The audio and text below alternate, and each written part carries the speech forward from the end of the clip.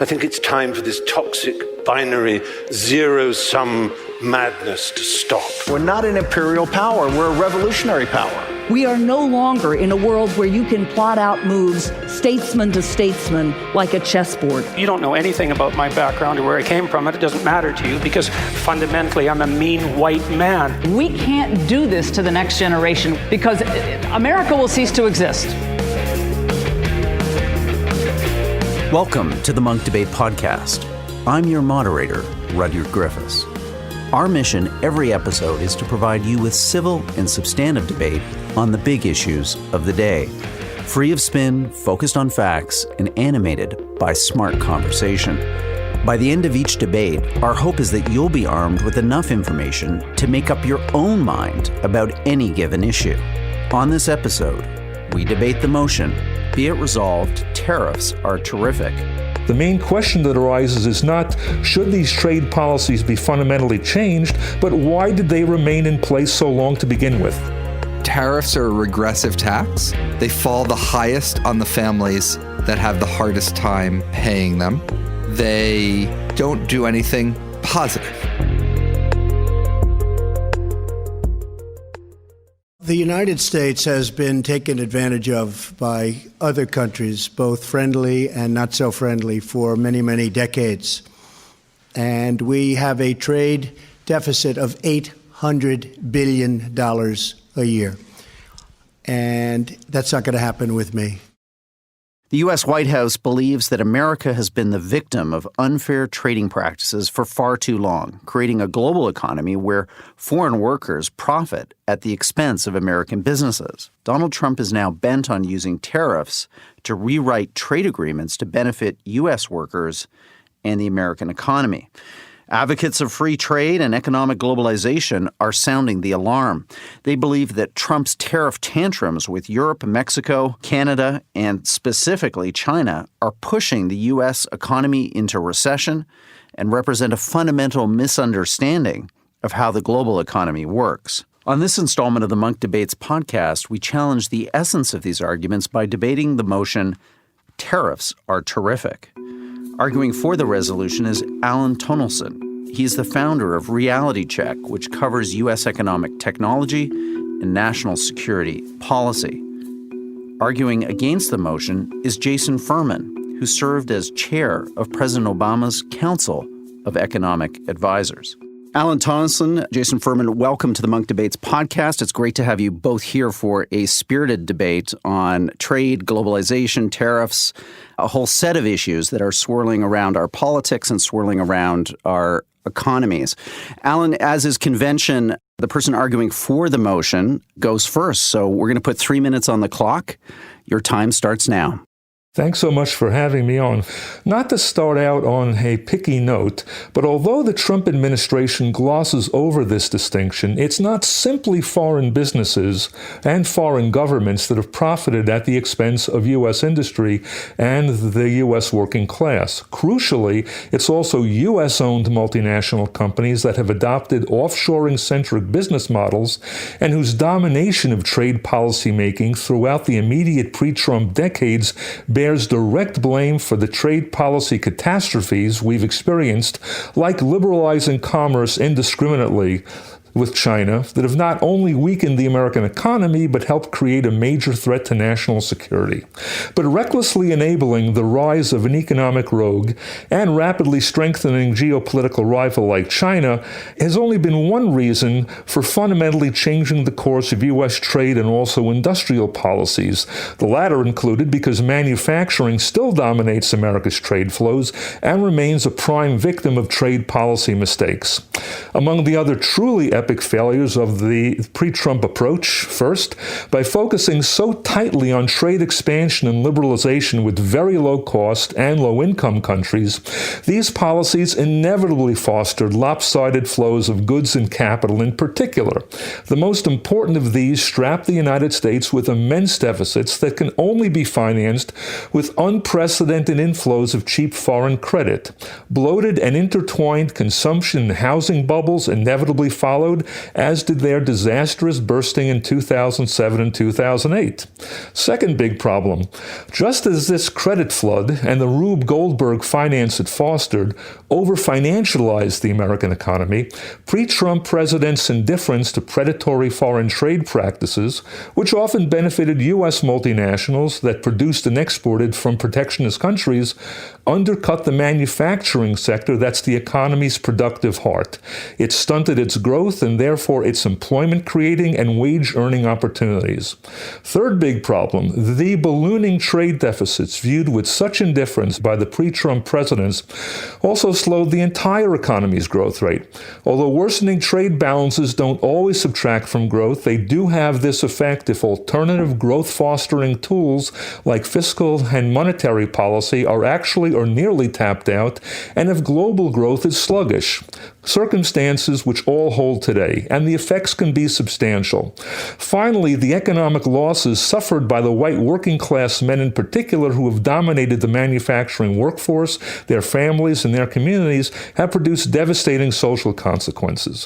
When you add the national security dangers fostered by the creation of China-centric supply chains in high-tech industries and the wholesale transfer of defense-related technologies to Chinese entities by U.S.-based multinationals, the main question that arises is not, should these trade policies be fundamentally changed, but why did they remain in place so long to begin with? Great. Alan, thank you. Okay, Jason Furman, over to you to get your statement against the resolution, be it resolved tariffs are terrific.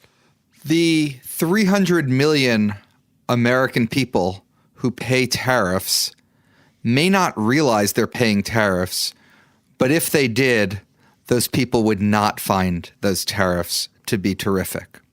We have a lot of problems in America. Wage growth is too slow. Inequality is too high. There's not enough opportunity. If you asked me to go out and solve those problems, I never would have said the right way to solve them is to have a tariff on backpacks, a tariff on sporting gloves, a tariff on stainless steel spoons, and by the way, no tariff on silver spoons, a tariff on the clothing that people buy at a store like Walmart than the clothing that people buy at a high-end boutique in the Upper East Side of New York. Tariffs are a regressive tax. They fall the highest on the families that have the hardest time paying them. They don't do anything positive. Alan argued that tariffs reduce our trade deficit. That's not true. Brazil is a country with very high tariffs that actually also has a very high trade deficit. Germany, on the other side, has very, very low tariffs and runs a huge trade surplus. Empirically, there's no relationship between tariffs and the trade balance. If you want to improve the trade balance, then you'd have to get Americans to consume less or get American businesses to invest less. Either of those are mathematically directly linked to what the trade balance would be. Final thing I'd say is, who would say that it was a bad idea that the container was invented? Who would say that America's made a mistake by investing in our ports? Both of those are equivalent to tariff reductions. When you have a container, when you have better ports, it makes it cheaper and easier to export, and it makes it cheaper and easier to import. The beneficiaries of that are disproportionately Americans, consumers, and in particular, low-income consumers who disproportionately buy the imported goods. If we put rocks in our harbors, we ban the container, that would reduce trade, but that wouldn't make Americans better off. Jason, thank you for that opening statement. Let's have your response to that, Alan Tonelson. Well, first of all, it's certainly been an unusual experience being labeled as a critic of infrastructure building. I have no problem with ports, which, of course, not only handle foreign traffic, but handle purely American domestic traffic. There's no doubt that specific tariff decisions can be criticized and should be criticized. And recent tariff decisions are certainly no exception. But the idea that the tariffs that have been imposed so far by the Trump administration have had anywhere near the effect, the damaging effect, on lower income or working class Americans just doesn't pass the laugh test. What has really hammered their living standards and their prospects has been the very substantial loss of manufacturing jobs throughout industry that have historically provided these kinds of U.S. citizens and U.S. residents with their best bet for achieving middle-class lifestyles, middle-class living standards, and generating even better opportunities for their children. We've lost, over a fairly short period of time, 60,000 factories in our country, closed, shuttered, gone. 6 million jobs at least, gone. And now they're starting to come back.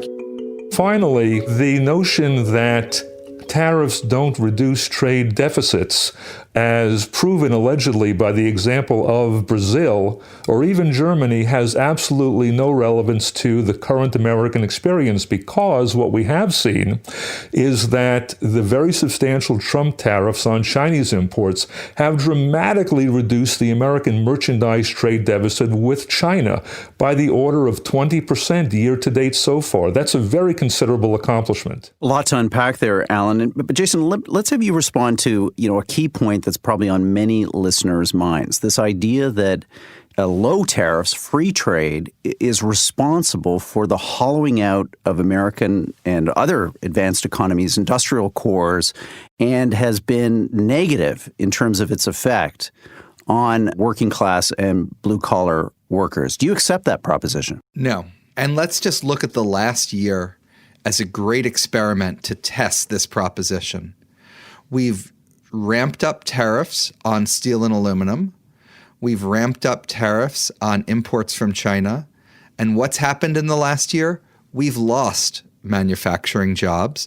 The trade deficit with China has narrowed, but America's borrowing from the rest of the world, its current account deficit overall, has actually risen and widened. So why has all of this happened? Half of our imports are consumer goods, but a half of our imports are intermediate goods that are used by American businesses. American businesses import steel, they build cars, they sell those cars to Americans, and they even export those cars around the world.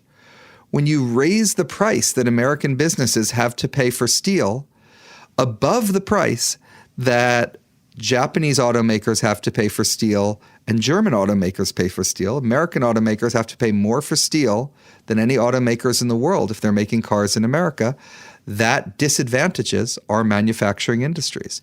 And you have about 40 jobs in industries that use steel for every job that's in steel. And so for every steel job we've saved, we've paid a price of about $900,000, according to one study.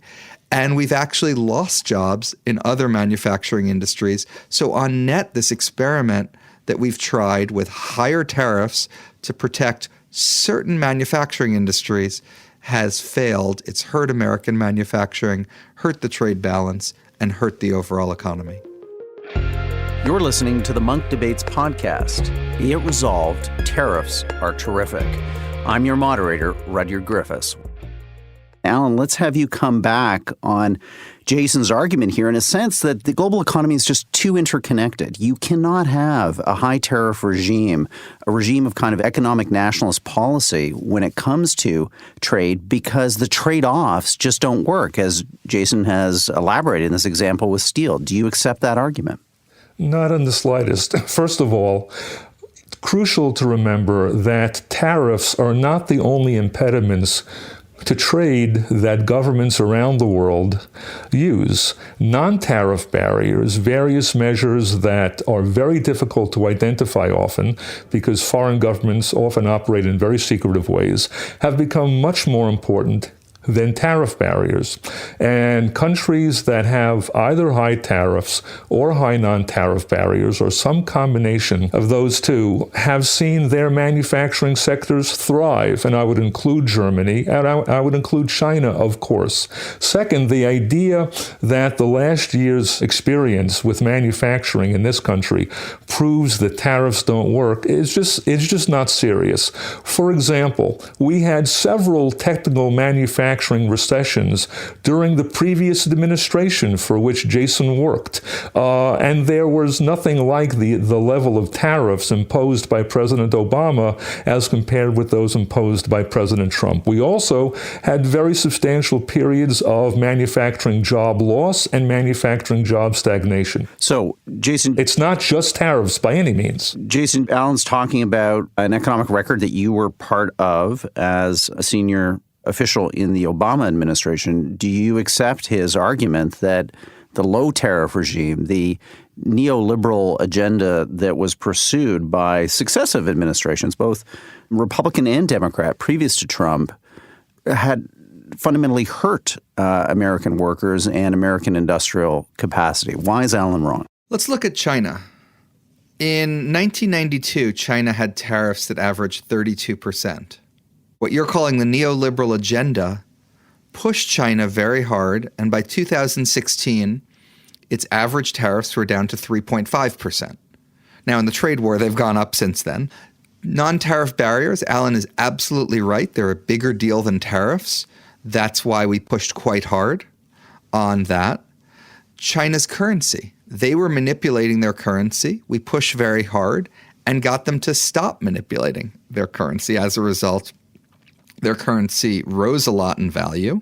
And China went from having a trade surplus or a current surplus with the entire world of 10% of GDP to coming down to nearly balance. That was the result of constant pushing to get tariffs down, to get non-tariff barriers down. And that's an example of actually increasing global integration, not decreasing it. With expanding power and prosperity also comes increased responsibilities. And so we want to work with China to make sure that everybody is working by the same rules of the road when it comes to the world economic system. And that includes ensuring that there is a balanced trade flow between not only the United States and China, but around the world. We need to do more to get those non-tariff barriers down.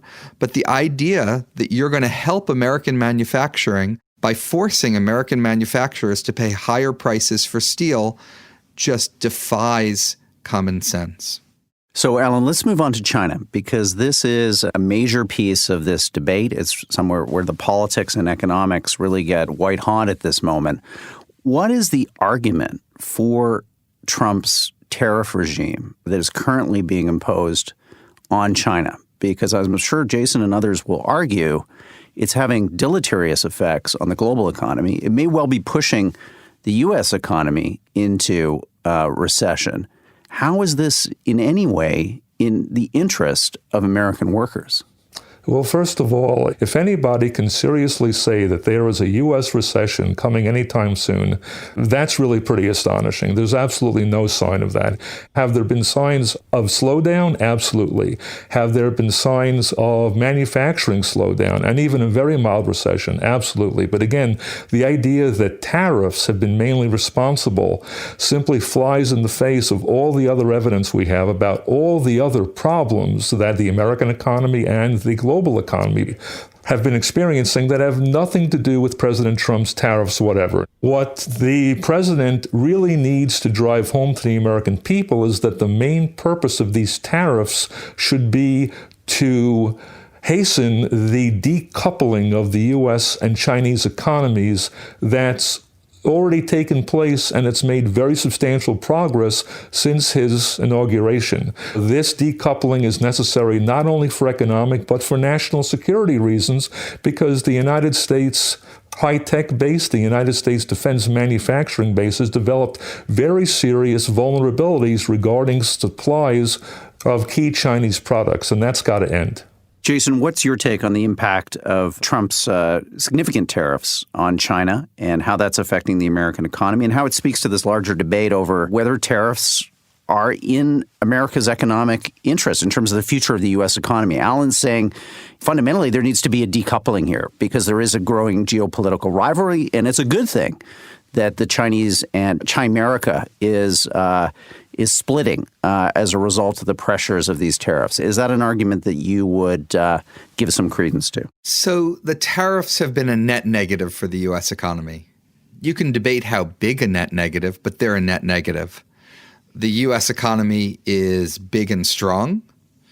It's overcome that so far to continue to have solid job growth. Part of how it's overcome it is an exceedingly unusual large reduction in the federal funds rate, a monetary stimulus, which you would rarely see at this point in the economy. Plus, we had a big fiscal stimulus last year in the form of a large spending increase and a large tax cut. So we've had very, very unusual macroeconomic policies which have kept the economy going despite the negative weight of the higher tariffs. That's in the short run. The question is, in the long run, could we, decouple from China? If the entire world wanted to decouple from China and we could have something like the Cold War we had with the Soviet Union, where we built an iron curtain around China, and on one side of it was Europe, the United States, Japan, and Australia, and on the other side was China, there is a chance that would work. I'm not sure that would work, but there is a chance. That's not what's happening, though. Europe is continuing to deepen its economic integration with China. Australia, Japan, all of those countries are deeply engaged with China. The United States has a decent amount of leverage in the world, but not an unlimited amount of leverage in the world. And to the degree we try to decouple from China, that will just mean that the sales to China, the investments in China, and the investments from China will go to Europe, will go to Japan, will go to Australia. That will leave the United States poorer, the United States weaker, the United States more isolated. That's not a recipe for the success of manufacturing or any other part of the U.S. economy. So, Alan, come back on that point, because it seems the preponderance of economic evidence suggests that the future of global economic growth in the decades to come is really in Asia, in Southeast Asia, fueled by China, fueled by the rise of Vietnam, a whole series of countries that are rapidly industrializing. How is it in America's interest now to engage with China in a tariff war that, in a sense, excludes America from the opportunities to access growth and the economic multiplier that growth could have on the U.S. economy in the years to come? Isn't this just counter to America's long-term economic interests? What the preponderance of economic evidence also continues to forget is that the rise of this East Asia-Pacific region, which has been very impressive economically by any stretch, has been heavily dependent on amassing enormous trade surpluses with the United States. And P.S., that's one big reason why Europe, Japan, and South Korea have also profited from China's rise in ways that the United States hasn't, because in particular, China's export-oriented factories are filled with capital equipment from Germany, Japan, and South Korea. And Trump's trade war has threatened to either turn off or greatly stanch this big spigot of revenues that these ostensible U.S. allies have been profiting from for so long. This is why U.S. trade curbs have had such a pronounced effect on the global economy, because not only East Asia, but the entire global economy, or at least that portion that really matters, is heavily dependent for its growth on amassing gigantic trade surpluses with the United States. We are just starting a negotiation with the European Union because they've really shut out our country to a large extent. They have barriers that they can trade with us, but we can't trade with them. They're very strong barriers. They have very high tariffs. We don't. It's just not fair. And by the way, if Europe and Japan and Australia, if they want to welcome Chinese investment whole hog, if they want to see China's state-run economy gain a much bigger foothold in their own economies, if they're happy to see that happen, more power to them. And that really calls into question how reliable they're going to be as U.S. allies and U.S. trade partners going forward. They have some big questions that they've got to answer, whether they like Trump or not, and they're not answering them very intelligently so far. So look, we've been talking about Trump's application of tariffs to America's perceived adversaries, notably China. But Jason, what could be the rationale for applying tariffs to Europe, which is arguably traditional American allies who share a common belief in the liberal international order, who could be allies in a fight against China in terms of the growing great power rivalry that we witness? I mean, isn't this completely against American interests to poke Europe in the eye with tariffs at this moment? Yeah, I'd love to say one thing about China regarding what Alan just said. Sure. And then get to Europe, if that's okay. Alan's analysis of Chinese trade surpluses is more than a decade out of date. In 2005, China had a surplus that was 10% of its GDP. That was massive. Today, China is importing just as much as it's exporting. It's not running a surplus with the world.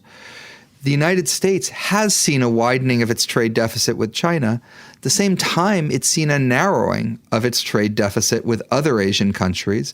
And some of this is just if the last stage in the production process is to assemble the good in China, it gets recorded as an import from China, even if many of the parts of it were made in other countries, some of them even in the United States. So this has nothing to do with what the world looks like today and is a description of the world over a decade ago. I think what we want to look to is the future. We're the future of jobs. Manufacturing has a role in that, but services has a very important role in that. The United States runs a trade surplus in services, trying to overcome some of the barriers to our services and help us build up the strength of our service economy, I think is particularly important. If you're enjoying this debate, check out our website, monkdebates.com, for dozens of debates on the big issues of the day. Listen to Tony Blair and Christopher Hitchens debate whether religion is a force for good in the world. Watch Fareed Zakaria and Neil Ferguson go head-to-head on the future of geopolitics. Read Stephen Fry and Jordan Peterson's debate on political correctness. All these debates free to listen, watch, and read at monkdebates.com. If you're enjoying this podcast, please share it on social media and write a review. We welcome your ideas for debates and debaters that we can feature on future shows. Please send us an email to podcast@monkdebates.com. Thanks for your help in bringing back the art of public debate, one conversation at a time. Now, back to our episode. Alan, let me come back to you. I think try to bring this debate down to the perspective of, an individual electrician, a steel worker, somebody who is not part of the knowledge economy. Talk to that person in terms of why they should welcome Trump's current focus on tariffs as not simply a geopolitical tool, but as a tool to refashion American industrial policy to advance the interests of blue-collar workers. What is that argument? The first point that I would make to these workers and to their families is that there is absolutely no reason to think that tariff policy or trade policy alone, including negotiating new trade agreements like the U.S.-Mexico-Canada trade agreement, are any panacea to the kinds of challenges that the American economy faces. There's no question that many reforms on the purely domestic front need to be made also, and there's also no question that the need for these reforms has been so far very sorely neglected by President Trump. He needs to refocus on those very quickly. At the same time, there's also no question that without a healthy U.S. manufacturing base, there is absolutely no prospect that the United States can remain a leading global high-tech power, because so much of high-tech involves manufacturing, and because manufacturing is responsible for so much, in fact, the lion's share by far, of private sector research and development that's conducted in this country every year. So if the manufacturing base is not world-class, and it certainly hasn't been recently, and hasn't been, frankly, for most of the immediate pre-Trump decades, there won't be a viable high-tech American economy. So, Jason, why would that, let's say, blue-collar voters sitting in Kentucky or Ohio be wrong to think that President Trump's current seemingly economic nationalist policies isn't in their economic interest? A worker in the Midwest can look around them and see that manufacturing jobs are being lost. It's because the many reasons, one of which is the cost of inputs into manufacturing, like steel and aluminum, is going up. That makes it hard to compete. Some steel jobs have been saved by the tariffs. Other steel jobs have actually been lost. There's a lot of American steel workers that are working in a foreign-owned factory. If it weren't for that foreign investment, that factory wouldn't exist. If it wasn't for the intermediate inputs of steel that they were importing and refashioning into even better, higher value steel, that steel mill wouldn't exist. You have steel workers that have lost their job because of steel tariffs, and you have an awful lot of workers in every other industry in America that have lost their jobs. So I'd say look around and say, do you like the trend that job growth is on in the last year? If your answer is yes, then maybe you like the tariffs. Second thing I'd say is, do you shop for your family? Do you buy backpacks for your children? Do you buy dishes? Do you buy televisions? The prices of all of these are higher because of these sorts of tariffs. That's not helping you. That's effectively like a wage cut on American workers. So before we go to closing statements for you both, Alan, I want you to think about the last half hour or so that we've spent together. And is there anything that Jason has said that would lead you to rethink one of your core arguments or propositions today? Or do you remain completely unconvinced? Well, Jason's a very fine economist. There's no question about that. But I was especially distressed by his focus on the Trans-Pacific Partnership, which really strongly indicates to me that he unfortunately hasn't learned too many of the lessons of U.S. trade policy failures. And I'll just make 2 points about that very quickly. TPP, as negotiated by the Obama administration, contained a wide open back door for lots of goods with lots of Chinese content. So the idea that's been widely bandied about that TPP would have been a much more effective curb on China's rise than President Trump's tariffs has completely ignored the crucial details of TPP, which would have created enormous new opportunities for China. Alan, you're foiling my attempt here for a brief moment of conciliation I am so sorry. At the end of this podcast. But no, I enjoy the spirit of debate. But Jason, similar question to you. Anything that Alan has said today that would give you kind of pause for thought in terms of your own views and opinions on our debate resolution? Sure, Alan only mentioned it briefly, but there's a lot we need to do to invest in America, to invest in American infrastructure, to invest in American R&D. The manufacturing sector punches well above its weight in terms of R&D, so more to subsidize businesses doing R&D, whether they're in manufacturing or not. That's an idea, though, that would disproportionately help manufacturing firms. So I think there are a lot of investments that we need to make in America. We can't just assume you let the economy alone, you have no government, and all of a sudden it's all going to take care of itself and thrive. There's a lot we need to do. I just don't think what we need is to have a bunch of lobbyists come in and pick and choose at random what tariffs to place on goods coming from abroad. Fair point. Well, let's go to closing statements. So, Alan Tonelson, we're going to put 2 minutes on the clock. Let's have your closing summation for this debate. As I said before, there is no shortage of grounds to criticize President Trump's execution of America First trade policies. In particular, he can and should be faulted for not announcing a clear China strategy, for not explaining the economic and strategic stakes comprehensively, and for the on-again, off-again nature of his tariffs, which, by the way, have certainly been a significant contributor to business uncertainty in this country, and that certainly have slowed growth. Finally, absolutely invest in this country, in science, in technology.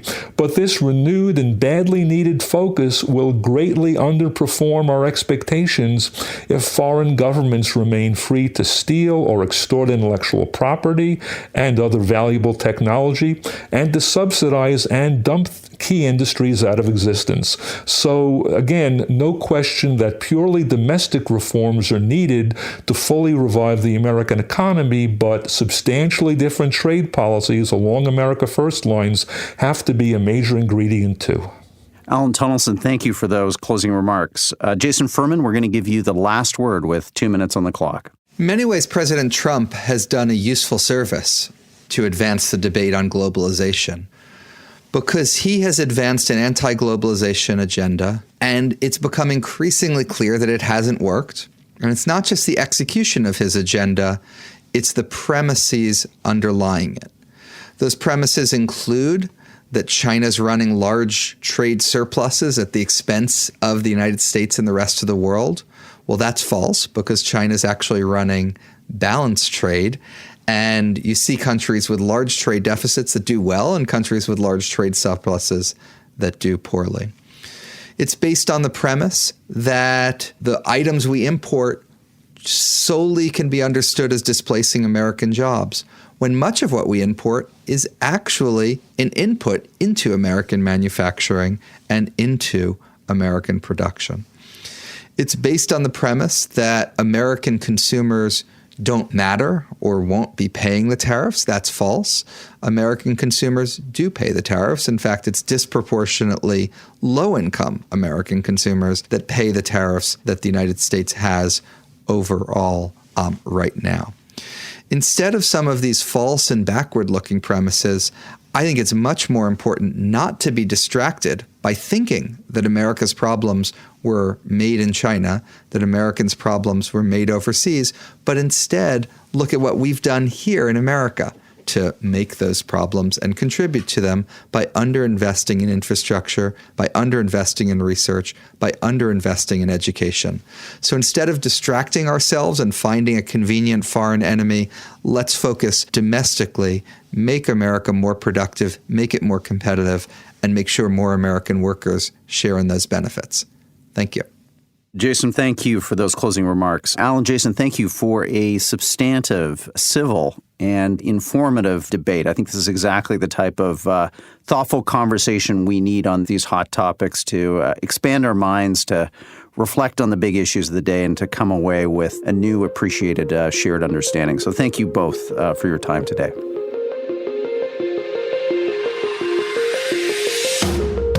The Munk Debates podcast is a place for the civil and substantive debate that we've just heard on the big issues of the day. To listen to more debates on everything from climate change to religion to geopolitics to the future of human progress, visit our website, monkdebates.com. You can also find show notes on today's debate along with a full transcript on our website. Thank you for helping us bring back the art of public debate, one conversation at a time. I'm your moderator, Rudyard Griffiths.